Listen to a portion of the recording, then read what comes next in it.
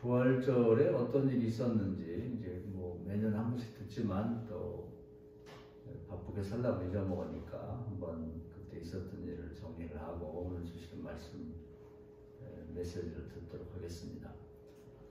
이제 금요일 날 한 3시쯤 이제 운명하셨죠? 예수님 십자가에 돌아가셨고 한 5시쯤에 아리마대 사람 요셉이라는 분이 그 예수님의 시체를 빌라도에게 달라고 그래가지고 이제 그 사람이 이제 그 우리말 국회의원 같은 지위가 있는 분이었고 상당히 부유했던 것 같아요. 부자라는 말이 나오기 때문에 이제 자기가 이제 새로 판 바위 무덤, 예수님 당시에는 이제 유대인들은 무덤을 우리처럼 땅을 파고 이렇게 흙을 덮는 게 아니고 자연 동굴이나 아니면 뭐 흙을 판 동굴 거기 이제 이렇게 아주 그 광야라든지 이런 데서 비가 잘 안 오고 그렇기 때문에 흙 자체가 딱딱하고 파내는 파지는 그런 흙이니까 그런 걸 파든지 아니면 돈 있는 사람은 바위를 파서 거기다 시신을 이렇게 안치를 하고 미라 좀 말리는 거죠. 기름 발라가지고 그래갖고 이제 다 옷이나 아니면 살이 다 썩으면 이제 그 뼈만 치워서 이렇게 한쪽에다 놓쳐서 가족 미주가 돼야 됩니다. 가족 조상 때부터 뼈를 이렇게 모아놓는 거죠. 근데 이제 그분이 부자니까 자기가 쓰려고 사는 건지 새로 샀는지 새로 잘 판 그러니 이제 돌 바위를 판 무덤에다 예수님을 작년 잘 보셨죠. 그리고 큰 돌을 문을 만들어가지고 이제 그 훼손되지 않도록 이렇게 막아놨습니다. 그러니까 이제 또 뭐 예수님이 평소에 내가 죽었다 3년 만에 부활한다 이렇게 말씀했기 때문에 로마 군병과 이제 그 성전을 관리하는 성전 수리대 유대인들의 그 군인들이 무덤을 지켰다 이렇게 되어 있습니다. 또 예수님이 시체를 훔쳐다가 빼돌리고 빈 무덤이나 봐라 예수가 부활했다 또 혼란이 올지도 모르니까 그래서 뭐 그런 사연들이 있었어요. 예수님이 이제 그 금요일 날 저녁 때 이제 무덤에 그 시신으로 들어가게 되죠. 그리고 이제 그러면 무덤에 있는 3일 동안 이제 그 금요일, 어제 토요일, 오늘 주일 이렇게 3일이잖아요. 근데 이제 그 무덤에 있을 때는 뭐 했냐면 그 베드로서에 보면 좀 신비로운 얘기인데 예수님이 그냥 무덤에 그 시신에 있지만 그 영혼이 시신에서 빠져나와가지고 그 지옥에 내려갔다. 지옥에 내려가서 옛날에 죽었지만 아직 심판받지 못한 영혼들이 있었다고 그래요. 그게 이제 그 설명에 보면 노아 홍수 때 굉장히 많은 사람이 한꺼번에 많이 죽었죠. 그래서 이제 그때 몇 명이나 있었는지는 모르는데 뭐 주장이 다양해요. 이제 그때 우리가 살아보지 못했기 때문에. 근데 지금 인구가 지구에 한 73억 정도 되는데 아마 그때는 그 이상의 인구가 있었을 수 있다 이렇게 얘기를 합니다. 왜냐하면 아담 때부터 시작해서 노아 때까지 굉장히 오랜 시간이 지났거든요. 그때는 또 다들 건강하고 오래 살고 막 몇백 년씩 살고 계속 애를 낳거든요. 뭐 300살 넘어서 낳고 그러다 보니까 굉장히 인구가 많았을 거다 이런 얘기를 하는데 그때 이제 그 대홍수가 있어서 몰살했죠. 노아가 좀 빼놓고 그들이 심판을 받지 못하고 있었다 이렇게 되어 있습니다. 우리 생각에는 그럼 그렇게 오래되는데 어디 있었냐 뭐 그렇게 얘기를 하는데 이제 시간이라는 개념이 이제 천국과 여기서는 좀 다르죠. 죽은 다음에 세상에 거기서 이제 이렇게 따지는 거하고 우리가 이렇게 육신을 입고 있는 세상의 시간 개념이 좀 다릅니다. 다른 것 같아요. 천년이 하루 같고 하루가 천년 같다는 말을 성경에 하고 있죠. 그러니까 그걸 우리가 걱정할 필요거나 계산할 수는 없는 거고, 어떤 예수님이 무덤에 있는 동안에도 가만히 있질 않고 구원하러 내려갔다. 복음을 그들은 예수님 오기 전에 죽었기 때문에 복음을 못 듣고 죽었으니까 거기서 복음을 듣게 하고 구원 받게 하려고 내려가신 것 같아요. 예수님이 구원하고자 하는 열망이 그만큼 대단했다는 거, 시간을 아껴서 썼다는 거 하고 한 가지 의문은 과연 죽은 영혼들에게 복음을 전했을 때 그들이 예수를 다 믿었을까? 그중 일부는 믿고 일부는 믿지 않았을 것 같아요. 그러니까 이게 예수를 믿으라는 얘기를 듣고도 믿어지는 게 참 큰 복이고, 그게 안 믿어지는 건 참 큰 불행이죠. 저주고. 그래서 하여튼 예수님이 그 무덤에 있는 동안에 그렇게 활동하셨고, 그 다음에 이제 오늘 3일째가 됐죠. 그런데 뭐 세속에서는 지금도 이제 사무제라고 그러죠. 죽은 사람의 무덤을 가서 보는 거죠. 무덤이 잘 때도 잘 입혀졌는지 뭐 그러고 가서 세상 사람들은 뭐 제사도 지내고 뭐 절도 하고 이러는데, 이제 우리는 첫 성묘라고 첫 성묘 3일 만에 이제 여기 보면 그 성경에 보면 뭐 다양하게 설명이 돼 있어요. 정확하지는 않은데 여자분들이랑 설명이 간 것 같아요. 어떤 이름도 나오는데 조금씩 어떤 소개가 되고 있습니다. 그 여자분들이 향유를 준비해가지고 이제 시신이 이제 부패할 수도 있고 냄새 날 수 있고 뭐 무슨 벌레도 먹을 수 있으니까 이제 시신에다 이제 향유를, 기름이죠, 기름, 향유에 나는 기름을 바르려고 이제 준비해서 새벽 일찍 갑니다.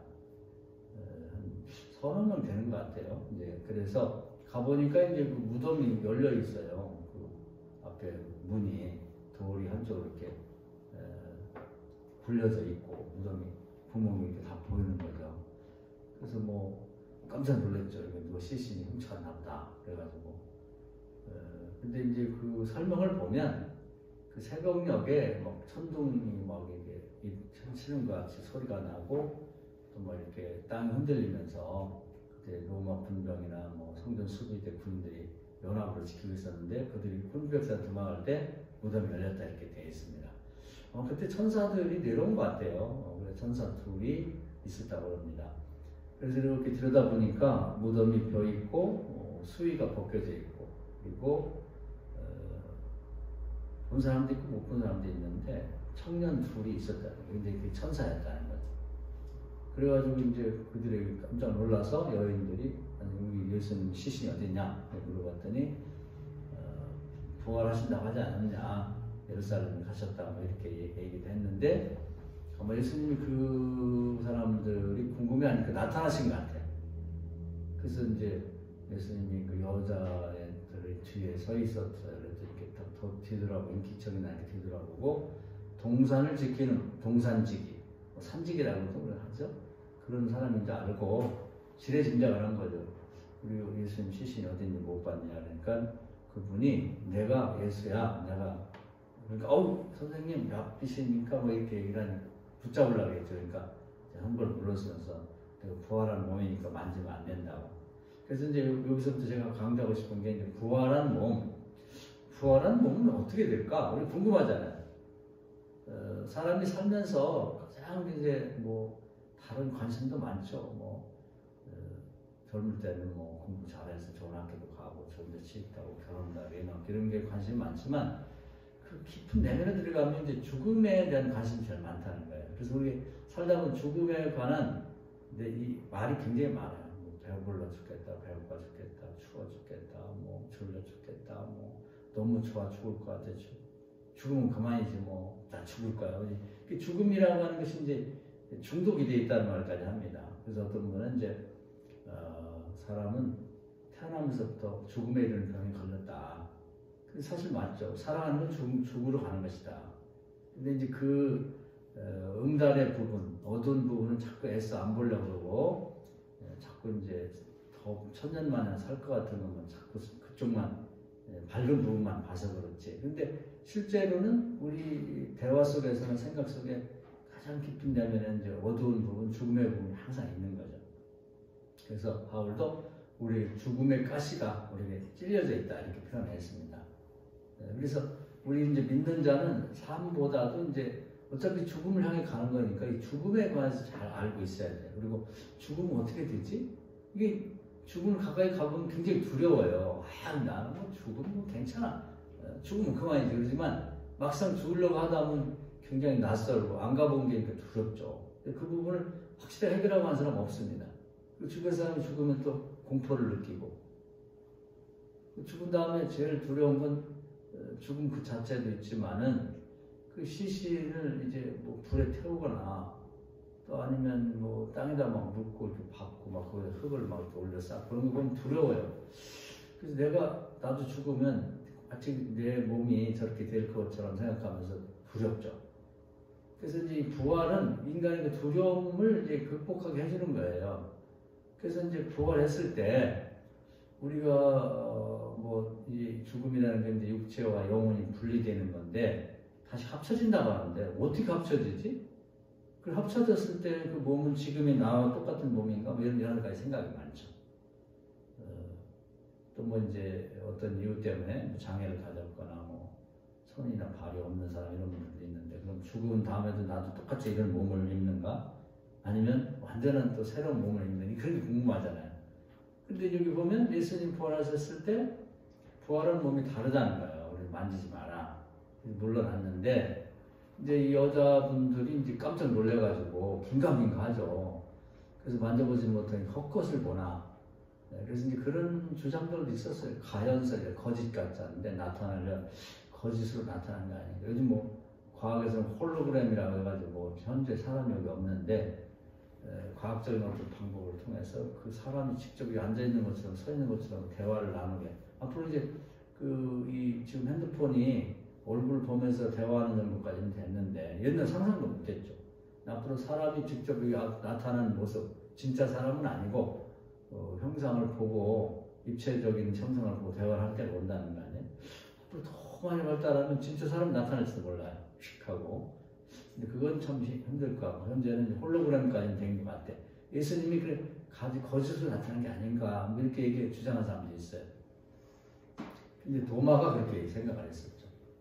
그래서 이제 여자분들이 가서 얘기하니까 제자 중에 그 되게 보면 이제 베드로하고 요한 같은데 빨리 떠와서 딱 보니까 무덤이 펴 있죠. 그래서 저 여자들이 헛갚은 거 아닌가? 뭐 이런 생각도 하고 또 일부는 만났다는 얘기도 있고 못 만나고 갔다는 얘기가 있어요. 제자들이 이제 주로 모여 있었던 것 같아요. 예수님 세상 뜨고 나서 걱정도 되고 우리 초상 끝나고도 보면 가족들이 모여서 며칠 같이 있잖아요. 이제 그런 것처럼 모여 있었던 것 같습니다. 그 자리에 이제 예수님이 나타나셨어요. 근데 재밌는 건 뭐냐면 문이 닫혀 있는데 나타났게 되어 있습니다. 그러니까 부활한 몸은 또 신비롭죠.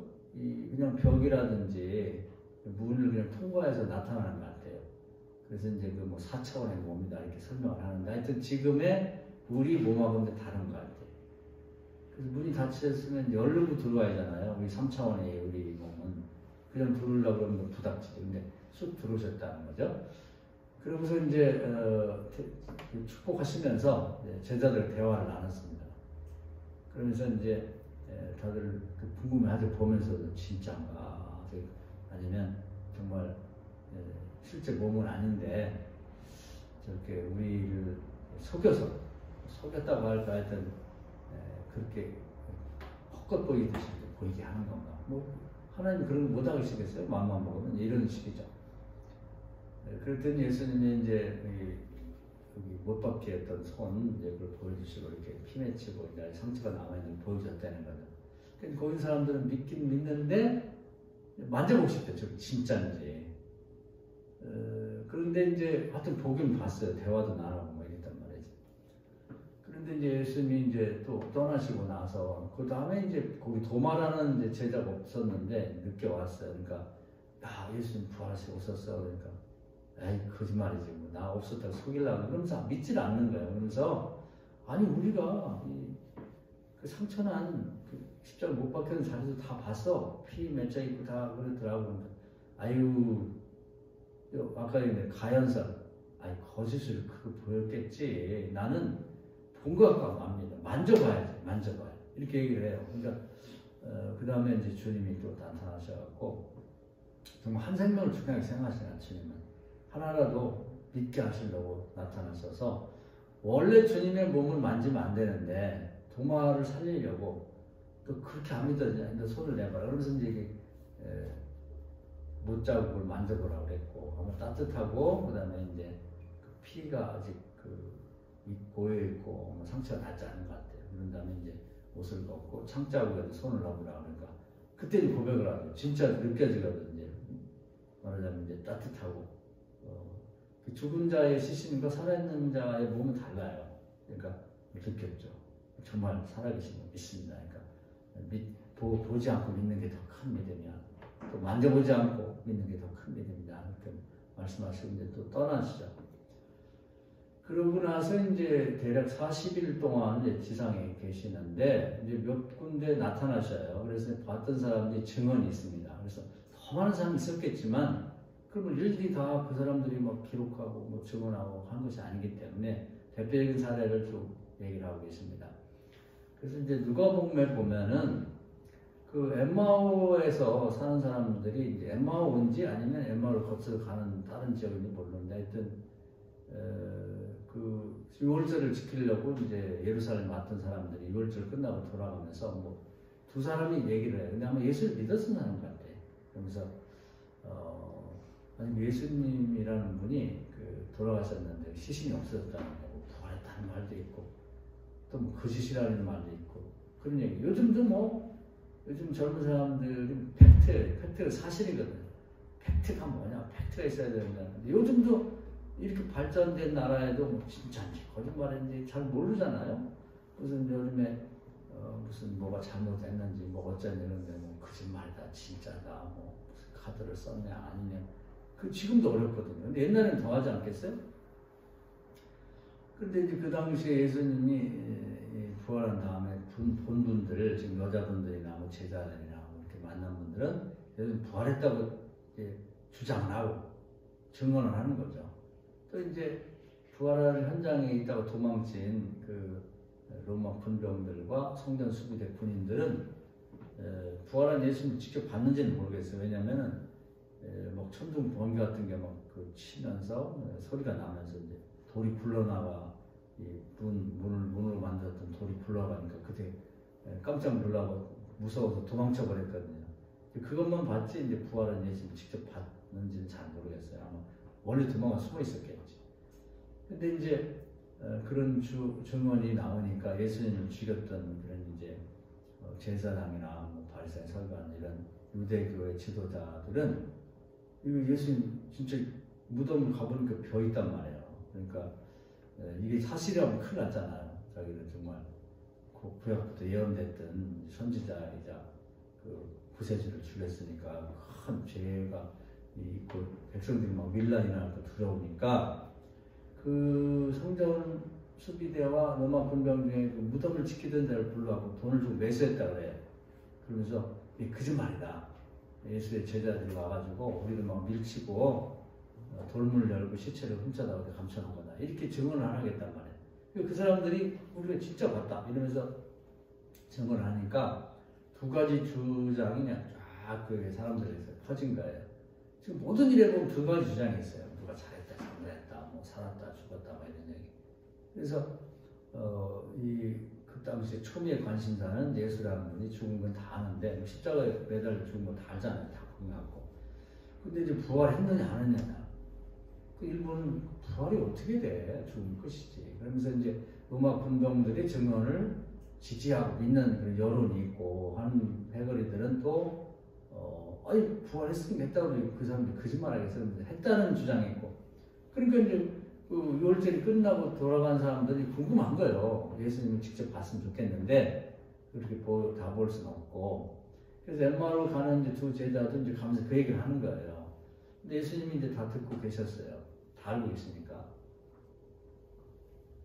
그래서 역시 또 구원하려고 도마를 구원하듯이 이제 그들 곁에 같이 따라가면서 이제 얘기를 서로 대화를 나누게 됩니다. 내가 예수라고 얘기는 안 하고 그러면서 이제 구약부서에 쓴 예언과 예수라는 사람이 부활할 수밖에 없는 얘기를 쭉 설명을 해요. 그러면 부활할 수도 있겠다. 그런데 이제 얘기를 듣는다고 해서 믿어지진 않죠. 긴가민가 한데 아마 이제 저녁 때쯤 된 것 같아요. 점심때 하여튼 때가 돼가지고 음식점에 가서 이제 축복하고 떡을 떼서 이렇게 나눠주는데 갑자기 이 가슴이 뜨거워지면서 예수님이 부활한 예수님을 알아보게 된 거예요. 할렐루야. 그래서 이제 우리가 성만찬일은 굉장히 중요하게 생각합니다. 성찬일 이런 것들을. 그래서 이제 예수님 살아계시구나. 아이고 주님. 그러고 이제 그랬는데 이제 예수님이 같이 가서 숙소 저녁 잠도 자고 그러고 싶어서 모시겠다고 예수님 가셨죠. 바쁘시니까 갔습니다.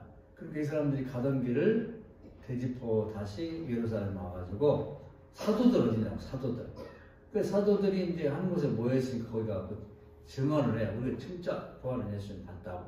그래 우리도 봤다고 이제 이렇게 됐죠. 그래서 거기에 나타나시고 그때 예수님이 오셔가지고 이제 성경에 보면 이제 부활하신 예수님 부활한 분은 우리도 마찬가지예요. 부활하고 나면은 궁금한 게 식사를 할까? 식사. 근데 여기 보면 그 누가복음 24장에 보면 이제 엠마오로 가는 사람들하고 떡을 같이 잡섰고 또 제자들과 와서는 배고픈데 먹을 거 없냐? 생선 구운 생선 한 토막을 드리니까 그걸 잡섰다는 얘기가 나와요. 그러니까 우리가 부활하고 나면 우리도 음식을 먹는 거죠. 이제 그렇게. 그러니까 부활하는 건 현재 우리하고 이제 거반 다 똑같은 것 같아. 만져지고 살갗도 따뜻하고 피도 흐르고 그리고 이제 이렇게 식사도 하시는 그런 몸을 입게 되는 거죠. 그러고 나서 이제 요한복음 27장에 가보면 이제 거의 예수님 40일이 다 돼서 조금 있으면 하늘로 올라가시게 되는데 그때 이제 그 예수님의 제자들이 제 생각에는 이제 제자들이 좀 너무한 것 같아. 뭐냐면 예수님 잡혀갈 때 다 도망가고 뭐 발로는 뭐 못하는 거 없어. 베드로도 뭐 주님 뭐 제가 지킬게요 뭐 돌아가서 누가 예수님 죽입니까 뭐. 막상 뭐 예수님 잡혀가니까 다른 제자는 다 도망갔고 베드로는 멀찍이 쫓아갔다가 3번이나 부인하고 당신 예수 제자잖아요. 아니라고 저주하면서 양심의 간척이 있으니까 울었죠. 그 제자들이 다 도망갔고 예수님 그 십자가에 매달려 돌아가셨을 때도 그 시신을 누가 내려서 장사를 해야 돼요? 제자들이 해야지. 은혜 받고 할로는 뭐 제자라고. 참 그게 그러니까 이 하나님이 이 말만 번지르는 사람들을 싫어하세요.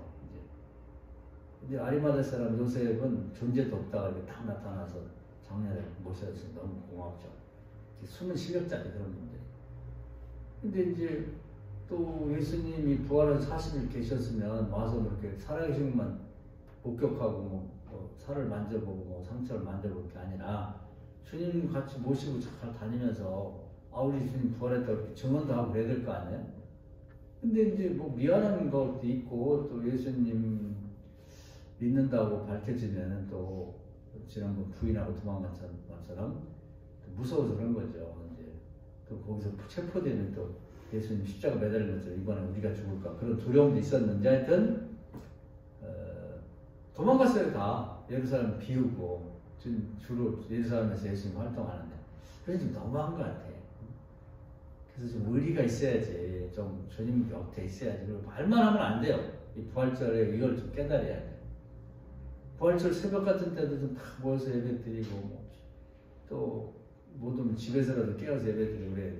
말로만 뭐 신앙생활 어쩌고 뭐 그런 그래서 예수님 그런 거예요. 말만 번지르한 그런 신앙생활은 죽은 거다. 행함이 없는 믿음 죽은 거다.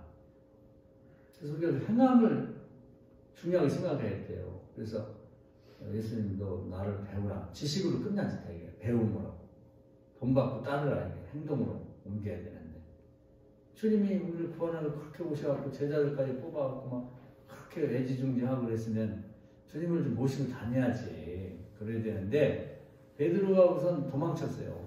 도망쳐서 자기 그 갈릴리 호숫가 고향으로 가버렸다고. 그러니까 이제 나머지 제자들이 이제 그래도 반장께 우두머리인 베드로가 의지하고 그렇게 했는데 이 양반이 가버렸단 말이야. 나이도 많고 이제 뭐 이러저러 하던 사람이. 그러니까 이제 제자들이 한 5명 된 것 같아요. 이제 4명이 갔는지. 가서 이제 베드로네 집을 찾아갔어요. 예수님 부활하셔서 지금 여기 지상에 계시는데 우리 이렇게 형님 여기 와 있으면 어떡하냐. 우리가 가자. 가서 예수님 좀 섬겨야 되지 않겠냐. 이제 그래서 데리러 온 것 같아. 이제 베드로가 이제 뭐 집을 비우고 뭐 그동안 6월절도 지키러 가고 뭐 예수님 뭐 어떻게 하고 하면서 이제 정신없이 지나다 보니까 집에 별로 먹을 것이 없었던 것 같아요. 그래갖고 고기나 잡아서 먹자 그래갖고 이제 데리고 배를 태워서 어부도 있지만 또 도시 사람도 있으니까 뭐 마트라든지 뭐 이런 사람들 데리고 이제 그 배를 타고 밤에 물고기 잡으러 갑니다. 이제 뭐 구워 먹든지 뭐 매운탕 끓여 먹든지 회를 떠 먹든지 하여튼 그래서 갔는데 밤새도록 그물질을 해도 고기가 안 잡히는 거예요. 이제 희한하죠? 그런 때가 있어요. 어떤 때는 뭐 처음 간 사람이 고기도 많이 낚기도 하고 잡는데 정말 실력자들이 못 잡는 경우가 있어요. 근데 그날 그렇게 되니까 하나도 못 잡고 제자들도 이제 배고파 죽겠는데 이제 고기도 안 잡히니까 다 널브러져 있고 베드로는 하여튼 배고프고 자기 동료를 먹이려고 계속 그물질하는데 안 잡히고 그래도 새벽이 온 거죠. 그래서 이제 결국은 포기하고 거의 이렇게 무트로 배를 정박하는 이제 도도 쪽으로 가는데 그거 소리를 지르죠. 어둠침침한 정확히 얼굴은 안 보이는데 고기 좀 잡았냐 그러니까 못 잡았다 그러니까 그러면 뭐 오른쪽으로 한번 그걸 던져봐라. 그래갖고 긴가민가 하지만 하여튼 오른쪽에 던졌더니 큰 물고기가 많이 잡혔더라. 그래갖고 이제 신기하기도 하고 누구지? 저는 뭐 누군데 그런 말을 했어. 그리고 이제 그 배를 정박하러 가까이 가다 보니까 예수님인 거예요. 부활하신 예수님. 아우 예수님 여기까지 오셨네 그러면서 이제 예수님도 그 베드로를 찾으러 온 거죠. 도망쳐갖고 온 걸. 그게 영혼을 귀하게 생각하시는 거예요. 엠마로 가는 제자를 찾아갖고 믿음 갖게 하시려고 노력하고 무덤 속에서는 정말 지옥에까지 내려갔다 오시고 도마를 살리려고 만지면 안 되는 몸도 만지라고 한 생명을 정말 처음부터 귀하게 여기는 거예요. 그리고 우리가 이 부활절을 지내면서 이 부활에 대한 확신을 얻고 우리 가족들 특히 친지들 뭐 다른 사람 못하더라도 전도해야 됩니다. 부활을 전하고 죽음 끝이 아니야. 천국과 지옥이 있고 주님이 이렇게 생명을 사랑하시고 귀하게 여기시는데 그래서 이제 베드로가 거의 무의식적으로 행동했겠죠. 나머지들은 배를 이제 이렇게 뭐 노지를 하든지 이렇게 하고 오는데 베드로가 물에 첨벙 뛰어들어가고 주님이 거기까지 찾아온 게 황송하기도 하고 막 헤엄쳐 갔죠. 그랬더니 옷도 다 닫고 그랬는데 추울 줄 미리 예상하시고 모닥불을 펴놓고 뭐 똑같은 걸 이제 싸운 거예요. 먹이려고. 그리고 이제 물고기 잡은 것도 갖고 와라 그러면서 이제 이렇게 구워서 같이 잡수시면 이렇게 되어 있습니다. 그러니까 거기서 이제 뭐 베드로한테 물어보죠. 네가 나를 전 사람들부터 사랑하냐? 사랑합니다 하니까 이제부터 도망다니고 이렇게 하지 말고 내 양떼를 쳐라. 그 얘기는 이제 요한복음에 보면 내가 하던 일을 너희가 해야 된다. 이제 이런 명령을 주시죠. 여부가 있겠습니까? 그러면서 이제 거기서 주님의 뜻을 따르겠다고 결심을 다시 하죠. 그런 다음에 이제 예수님이 하늘로 이제 승천하시는 그런 광경이 나온 것이 이제 일련의 과정입니다. 그래서 대개 이제 그 부활절 때 있었던 일을 이제 제가 소개를 드렸고 여러분이 그걸 한번 이렇게 잘 생각을 좀 해보세요. 그리고 오늘 이제 그 방송을 하니까 안동과가 있을 텐데 올라가면 한번 여러분 자주 이렇게 가끔가다 죽은 다음에 궁금해지고 두려우면 또 돌려보시면서 믿음을 가져야 돼요. 믿음은 들으면서 생기는 거거든요. 그래서 우리 죽으면 이렇게 되겠구나. 이런 몸을 입겠구나. 그렇다 그러면 이 부활의 기쁨, 부활의 소망을 갖고 내가 뭘 할 것인가. 그럼 주님 당신의 그 부활을 증언하라고 이 소망을 너희들 가지라. 그래서 부활의 첫 열매가 되시면 첫 번째 말로만 그냥 죽은 다음에 부활해. 그러면 사람이 진짜 믿음이 없어요. 보면서도 못 믿는데 뭘. 그렇기 때문에 당신이 실제로 죽었다가 이렇게 부활하는 거야 하고 시범을 보인 거예요. 그냥 실제로 모범을 보였다고. 만지기도 하고 같이 밥도 먹고 물고기도 군 걸 같이 먹고 걷기도 하고 대화도 하고. 그래서 이제 우리에게 부활의 첫 번째 시범을 보였기 때문에 첫 열매라고 그러고 그 다음에 이제 우리들이 이제 그 주님 같은 믿음을 가지면 점점 이제 부활하는 거죠. 그 다음에 부활의 순서가 이루어지는 겁니다. 그래서 우리가 이제 이 세상을 살다 보면은 그 여러 가지 관심이 있지만 제일 그 중심, 다른 걸 다 걷어내고 가로치고 이제 핵심을 중심을 보면 가장 큰 관심은 죽음에 있는 겁니다. 그리고 죽음이 맞닥뜨리게 되면 그동안의 일은 아무것도 아닌 게 되는 거예요. 무슨 뭐 명예를 얻고 뭐 무슨 뭐 지혜를 얻고 권세를 얻고 뭐 집을 사고 뭐 차를 좋은 걸 바꾸고 좋은 옷을 입고 뭐 다른 걸 추구했지만 죽음 앞에서 가면 아무것도 아닌 게 되는 거예요. 그 많은 재산이나 그게 다 없어져요.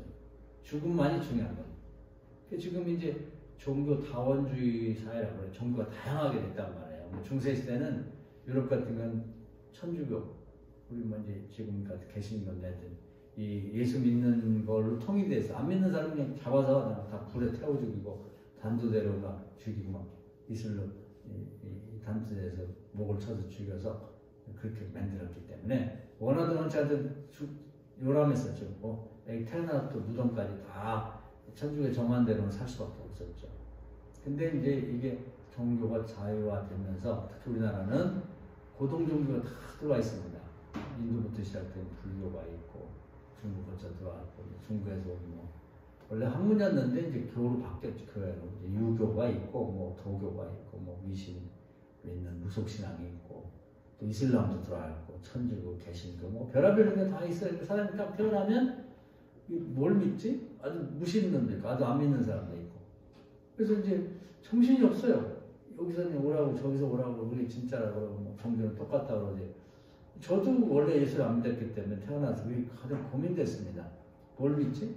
저희 집은 전통교 유교를 믿었으니까 유교는 죽으면 끝난다 그러거든요. 그냥 에너지와 질량으로 이렇게 바뀐다. 운동과 질량. 그러니까 뭐 그걸 기라고도 표현하는데 이게 세상은 흩어져 버린다는 거죠. 이렇게 서서히 흩어지니까 그 서서히 흩어지는 과정에서 흐릿하게 보이는 걸 귀신이라고 말하고 그게 뭐 3년 동안 집안에 떠든다는 거.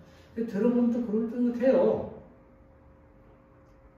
또 불교에서는 죽으면 뭐 죄값에 따라서 뭐 짐승으로 바뀐다 그러고 무속 신앙에서는 뭐 사람이 귀신으로 바뀐다 그러고 뭐 조상 귀신이 나타나서 뭐 복을 주고 뭐 잘못하면 뭐 벌을 주고 그래서 조상을 잘못해서 뭐 성대하게 제사를 드려가지고 제사밥을 먹으러 귀신이 온다고. 근데 별의별 얘기들이 다 많으니까 우리나라 딱 태어난 사람은 고민이 되는 건 뭘 믿어야 되지. 근데 그럼 거기서 말하는 죽은 다음에 대한 세상의 설명이 다 다른 거죠. 근데 이걸 다 뭉뚱그려서 말하면 사람은 죽는다. 요즘에 이제 젊은 사람들이나 세대는 하도 주장도 많고 그러니까 뭐가 믿어야 될지 모르겠어요. 또 이 종교에 들어가면 깊어요. 불교는 다녀야겠다. 불교가요, 8만 대장경이에요. 그러니까 부처가 한 얘기와 그걸 해석한 사람들의 얘기, 그리고 이제 그걸 어떻게 실천에 옮길 건가 하는 거 다 합쳐서 8만 대장경인데, 저도 이번에 그 고려사에 관한 얘기를 듣고 깜짝 놀랐어요. 8만 대장경이 전 세계에서 그렇게 제대로 이렇게 그걸 환각으로 만들어갖고 한 나라가 한국밖에 없대. 옛날 송나라 있었는데 다 불타 없어지고, 우리나라도 한번 불타 없어지고 새로 만들었다고 해요, 고려시대. 근데 그게 얼마나 기냐면, 이렇게 채곡채곡 이렇게 쭉 늘어놓으면 150리래요, 150리. 그리고 높이를 쌓으면 백두산만큼 높대요. 와, 어마어마하다. 그러니까 불교를 차근차근 배우려고 그러면 몇 번 태어나도 다 배우지를 못해. 그 불교 한번 들어가면 빠지면 못 나와요. 배울 게 너무 많아가지고. 유교도 책이 얼마나 많은지 몰라요. 육경만 읽을래도 엄청난 거예요. 그 이슬람도 뭐 들어가면 뭐 빠져나올 수 없이 뭐 할발 내용들이 다 있지. 무속신앙도 뭐 점치고 다니는 사람들 얘기 보면 뭐 주역을 비롯해서 뭐 읽을 것이 너무 많고 공부할 것이 많고. 또 기독교도 들어오면 뭐 복잡하죠. 외우는 게 많고. 그러니까 이제 아이고 이것도 저것도 다 싫어. 여기도 옳다 저기도 오라 이리로 오라 하니까 딱 한 가지만 죽는다는 것만 진리로 생각한다. 지금 죽는다는 것만. 결국 우리 대한민국에 태어난 사람들은 선택을 해야 돼. 어떤 종교 어떤 진리를 믿고 갈 건가. 이제 모험이죠 뭐. 그 다 똑같아요. 저는 아까 얘기했는데 유교 집안에 태어났으니까 기본적으로 유교에 있었는데 이제 교회를 이제 여러 가지 이유 때문에 다니게 되면서 이제 처음엔 그 혼란이 많았어요. 유교를 믿어야 되는 거 아닌가. 집안에서 이제 유교를 믿어야 된다는 거죠. 뭐 시골에 뭐 향교니면 이제 다 우리 집안에서 섬기고 뭐 거기서 모여서 뭣도 하고 뭐 다 그러니까. 근데 교회 가면 전혀 다르니까. 결국 뭐 제가 이제 교회 다니면서 은혜 받고 이제 결심을 했죠. 나는 기독교로 간다. 아무리 어려움이 있어도. 결심을 하고 이제 이 길로 나서게 됐는데, 이제 거기서 뭐가 차이 나냐면 이제 이 살아있는 동안의 얘기는 비슷해요. 십계명도 보면 거의 다른 종이랑 비슷하다고. 어디서 차이 나면 죽은 다음에 어떻게 되냐고 하는 설명에서 차이가 나는 거죠. 저는 어떤 결론을 냈냐면 다른 것 종교는 다 이 땅에 태어난 사람이 상상을 하거나 뭔가 조금 체험을 한 거 가지고 체계를 만들어 갖고 이제 이렇게 설명을 한 거고, 예수님은 그걸 굉장히 강조하는 거예요. 하늘에 있다, 하나님의 외아들에 있다가 지상에 오신 분이니까 죽은 다음에는 예수님 같이 잘하는 분이 어디 있겠어요. 상상에 의한 게 아니라 당신이 거기 있다고 오셔서 말씀하는 거니까 이게 진짜다. 그럼 이제 그 설명을 쭉 들어보면 다른 종교는 굉장히 황당합니다. 황당하고 이 계시록까지 쭉 읽어보면 성경에 말하는 하나님 나라, 하나님이 계획하고 있는 건 아주 명확해요. 그리고 실제로 뭐 어떤 사람이 죽어가지고 뭐 내가 개로 태어나가지고 우리 집에 같이 있으면서 야 내가 네 아빠야, 네 할아버지, 삼대 할아버지야, 그런 경우 없잖아요. 귀신도 다 흉내내는 거지 실체는 장사자 아니란 말이에요. 근데 예수님은 죽부터 3일 만에 나타나자고 이거 봐라, 만져봐라, 밥도 같이 잡숫고 고기도 잡숫고 너희들도 이렇게 될 거야. 내가 첫 열매로 시범을 보였으면 너희들 이렇게 될 거야. 이거만큼 더 명확한 게 어딨냐 이 말이야. 그래서 우리는 이 부분에 딱 이 포인트 뭐라 그래, 요점을 딱 잡아가지고 사람들 계속 설득하고 얘기를 해야 됩니다. 죽음의 문제. 그래서 우리가 전도할 때도 보면 이 한계 상황, 사람이 스스로 해결할 수 없는 문제를 만난 사람만 전도가 되는 거예요. 그게 뭐냐면 죽음의 위험을 느끼고 있는 사람들이죠. 도저히 사람이 치유할 수 없는 질병. 그 내용을 들어가면 뭐예요? 죽는다는 거 아니에요? 죽는다는. 자기가 혼자 있는 거 도저히 할 수 없는 파산. 그냥 뭐 매일 돈 받으러 오고 막 이런 위험에 처했을 때 그 누가 도움이 필요해요? 근데 점점 죽는 거죠. 근데 그럴 때 이제 힘으로 능으로 안 되는 문제를 만났을 때 주님을 찾게 되는 거거든요. 그래서 그 내용을 들어가면 그 끝에는 죽음이 있거든요. 그러니까 죽음과 관련된 사람에게만 복음이 전해지는 거예요. 그래서 배부른 자, 등딱지한 자, 부자는 천국이 어렵다는 얘기가 그걸 받아들이질 않아요. 내가 뭐 하시어서 예수님 이렇게 되니까. 그래서 결국 인간은 어떻게 보면 이 고난이 유익하다는 건 죽을 수밖에 없는 상황에 처한 사람들이 복음을 받아들이게 되거든요. 물 빠진 사람들이 살려서 손잡는 거지. 아니 그냥 그 얕은 물에서 물놀이 하고 있는 사람 손잡나요? 안 잡지. 그래서 그 얘기를 하는 겁니다. 그런데 아닌 척해도 모든 사람들에게는 죽음의 가시가 박혀 있다. 그래서 우리 생각이나 말 속에는 항상 죽겠다. 죽으면 그만이죠. 배고파 죽겠어, 배불러 죽겠어, 기뻐 죽겠어, 웃겨 죽겠어. 죽겠다는 얘기 엄청 많이 들어있어요. 다 거기에 이렇게 주석바늘이 꽂혀 있듯이, 가시가 꽂혀 있듯이 우리 삶의 모든 영역에 죽음이라는 게 그만큼 가시가 박혀 있다는 거예요. 외면하기 때문에 그런 거죠. 그래서 우리는 그 점을 명확히 봐야 돼요. 그래 전도도 되는 거고, 그래 상대적으로 부활에 대한 소망도 큰 거죠. 이 부활절에 이제 주님이 그 문제, 인류가 갖고 있는 이 문제를 설명해주고, 설명으로 끝나는 게 아니라 이렇게 시범을 보이려고 한 거거든요. 이게 큰 사건입니다. 인류 전체에서. 그래서 이제 오늘 낮에도 뭐 이제 또 부활에 관한 얘기를 의미를 찾아서 설명하려고 하는데, 한 사람을 말면 죽음이 왔고, 그 첫 아담이죠. 둘째 아담을 말면 죽음을 이고 부활을 가져왔거든요. 한 사람을 말미암아서 이제 원죄가 들어왔고, 한 사람 예수님을 말미암아 원죄가 계속됐거든요. 그래서 이 문제를 우리가 딴 때는 몰라도 이럴 때는 심각히 생각해야 돼요.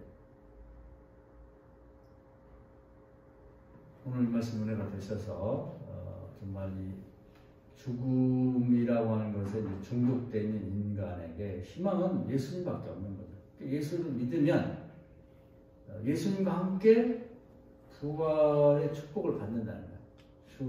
부활의 은혜를 덧입게 된다는 거예요. 그래서 우리가 부활하지 못하면 영원한 지옥불에 떨어지는데, 부활에 대해서 이제 앞으로 어떻게 개입을 하고 있는지는 나중에 설명을 하도록 하겠습니다. 그래서 부활을 하긴 하는데 천국 가는 부활을 해야 되는 거예요. 부활은 천국을 가야지. 지옥 가는 부활이 되면 큰일 나는 거죠.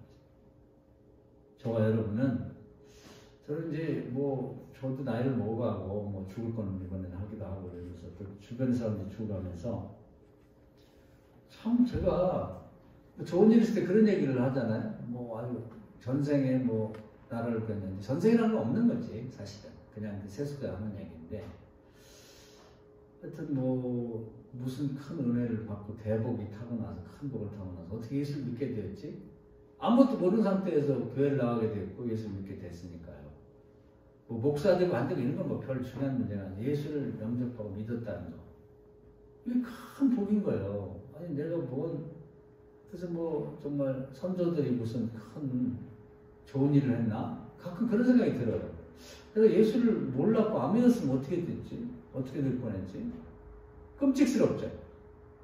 근데 또 조금 잘 살고 못 살고 세속적인 평가에 의해서 상대적으로 그건 별로 중요하지 않죠. 근데 예수님을 믿게 됐다는 거, 뭣도 모르고 있다가 어떻게 정말 이렇게 자동차에 부닥치듯이 어떻게 예수님을 알게도 믿게 된 게 너무 감사한 거예요.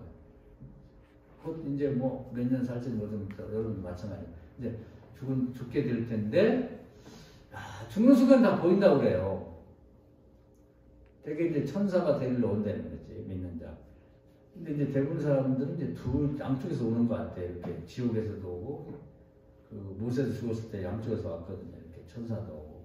우리도 그러지 않을까 모르겠어요. 예수님처럼 완전히 그냥 글쎄 장성한 분량에 이르는 사람들은 예수님처럼 천사만 데려오지만, 긴가민가한 사람, 그런 사람들이 양쪽에서 올 때 굉장히 불안할 것 같아요.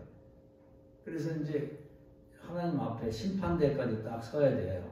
거기서 판결이 나면 지옥 갈 사람은 사탄이, 귀신이 데려가는 거고, 거기서 천국, 그러면 이제 천국으로 가는 건데, 거기서 중요한 게 뭐냐면 제가 제일 두려워하는 말씀이 그거예요. 예수님이 복음서 이 산상용 끝에 보면 내가 너를 도무지 모른다 이렇게 말하는 거예요. 거기서 끝나는 거예요. 심판장인 예수님이. 근데 거기서 이제 얘기를 합니다. 아니 제가 주님의 이름으로 선지자 노릇도 하고 병도 고치고 기적도 했는데, 아니 나는 도무지 너를 몰라. 그건 네가 좋아서 하는 거지 나는 모른다. 그럼 지옥이거든요. 심판 때까지 갈 때. 그러니까 우리가 이걸 명확히 알고 있어야지 정신을 바짝 차려 믿는 거예요. 대부분은 양쪽에서 온다고 보면 돼. 모세 같은 분도 양쪽에서 왔는데, 그냥 벌써 사도 바울 정도 되면은 천사만 데리러 오는 걸 볼 수 있지만, 안 그러면 양쪽에 와서 죽은 다음에 제일 불안할 것 같아요. 하나님 앞에 딱 섰을 때 주님이 뭐라고 판정을 해주느냐. 그래서 주님이 심판장이라고 하셨거든요. 하나님이 위임을 해줬다고. 그러니까 주님한테 잘하셔야 돼. 교회만 다녔다고 되는 게 아닙니다. 제대로 믿어야 제대로 믿어. 그래서 주님이 내가 너를 도무지 모른다. 저 같은 날, 제가 목사도 되고 그냥 목회를 30년 40년 나하고 어떻게 하고 내가 너를 도무지 몰라. 그럼 그냥 끌려가는 거예요, 지옥으로. 그때 생각하면 끔찍하고 두렵죠. 근데 너무 신앙생활을 두리뭉실하게 아무 계획도 없고 그냥 교회만 왔다 갔다 하면 되는 걸로 생각하는데, 그렇지가 않아요. 그렇지가 않다. 그래서 이런 때 한번 우리 신앙을 한번 다 점검해 보고, 우리의 미래가 어떻게 계획되어 있고, 우리가 어떻게 앞으로, 누구나 죽을 거 아니에요. 누구나 죽음을 맞닥뜨리게 됐을 때 계획과 체계적으로 준비한 사람이 가는 거예요. 그래서 이제 제 세상에 있는 모든 삶은 죽음을 준비하는 걸 생각해요. 예를 들면 초등학교를 다닌다면 중학교 들어가야죠. 준비를 하고 가는 애하고, 그냥 초등학교 들어가도 한글도 모르는 애들 많아요. 구구단도 못 외우는 애가 많거든.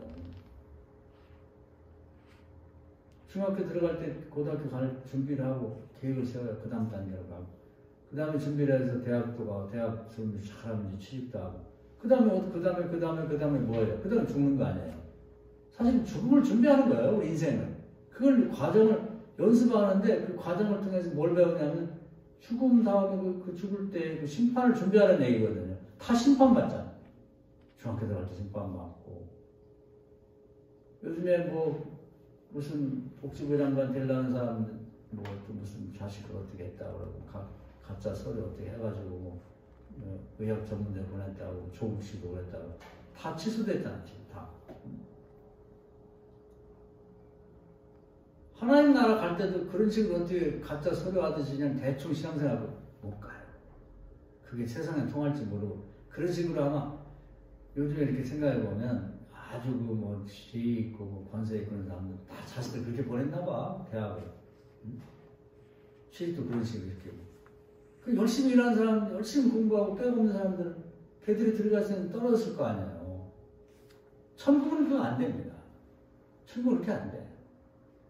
홀이라도 제가 있으면 못 가고 어린 시절 무랑으로 떠준 선행도 있으면 복을 상을 받는 식으로 돼 있다.